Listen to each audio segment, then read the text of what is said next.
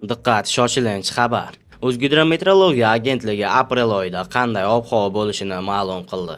Assalomu alaykum hurmatli tomoshabinlar. Kanalimizda yangi bo'lsangiz, obuna bo'lib, video ostiga bir dona like tugmachasini bosib qo'yishni unutmang. Like bosgan insonning qo'llari ilohim Ka'batulloh devorlarini ushlasin. Assalomu alaykum. Aprel ob-havo qanday bo'lishini O'zgidrometeorologiya agentligi ma'lum qildi.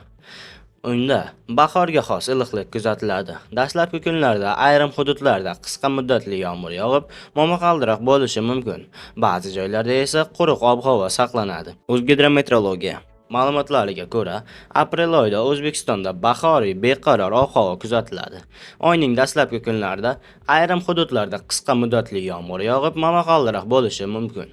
Ba'zi joylarda esa quruq ob-havo saqlanadi. Oy davomida nisbatan harorat yuqori bo'ladi.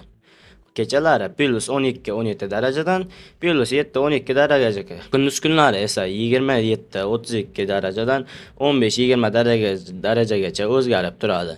Eng iliq kunlarda harorat 28-33 darajagacha ko'tarilishi mumkin. Oyning birinchi 10 kunligida hududlarda qisqa muddatli yomg'irlar va momaqaldiroq kuzatiladi.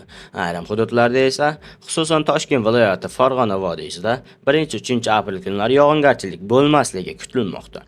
Aprel oyining 2 va 3-10 kunliklarida ham yomg'irli kunlar prognoz qilinmoqda.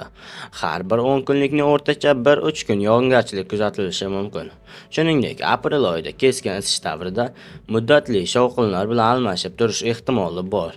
Ayrim kungi harorat pasayib, sovuq tushishi mumkin. Qayd qilinsa, kuzatuvchilar davri 2022-yil aprel oyi eng iliq bo'lgan, 2009-yil aprel esa eng sovug'i sifatida qayd etilgan. Tezkor yangiliklarimizni o'tkazib yubormaslik uchun video ostiga bir dona like tugmachasini bosib, kanalimizga obuna bo'lishni, podpisatsiya tugmasini bosib qo'yishni unutmang. Xayr, sog' salomat bo'ling.